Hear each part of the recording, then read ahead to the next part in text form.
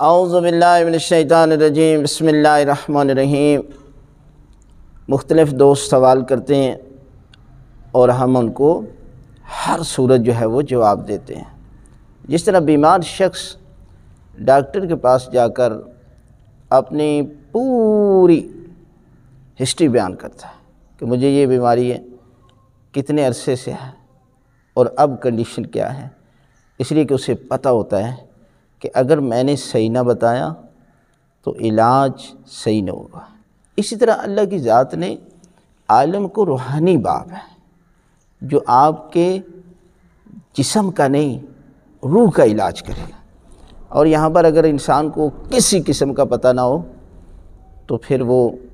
ہر معاملے میں اللہ سے دوری اختیار کرتا جائے گا۔ احکام کا سیکھنا ہر مرد اور عورت پر واجب ہے۔ کافی لوگ پریشانی میں مبتلا ہو کر سوال کرتے ہیں، نہیں سوال آپ کیا کریں، انشاءاللہ ہم ویڈیو کی شکل میں آپ کو جواب دیا۔ تو ایک ہمارے دوست وہ کہہ رہے تھے کہ بیوی کا بوسہ لینا آیا شریعت میں جائز ہے یا جائز نہیں ہے، ہونٹوں کا ہو چاہے کسی اعضاء کا ہو۔ تو کہا کہ بوسہ لینا شریعت نے جائز کرا دیا کسی قسم کا، یعنی چاہے ہونٹوں کا ہو چاہے چہرے کا ہو، اس لیے کہ شریعت نے تو اس قدر میاں بیوی یعنی شرعی اور فقہی مسئلہ ہے کہ مرد ہی کو غسل دے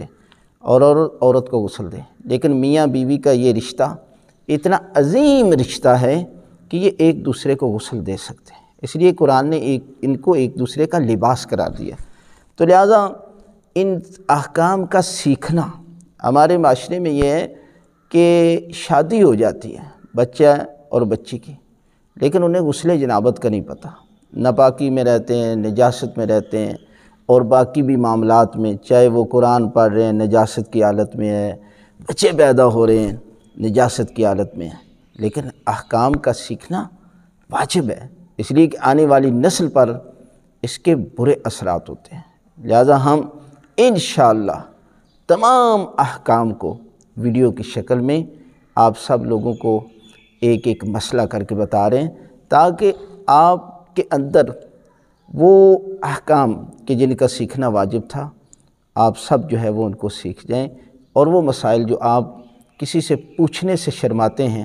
وہ سارے کے سارے بیان کیے جائیں۔ دین ہمیشہ شرم کا نام نہیں ہے،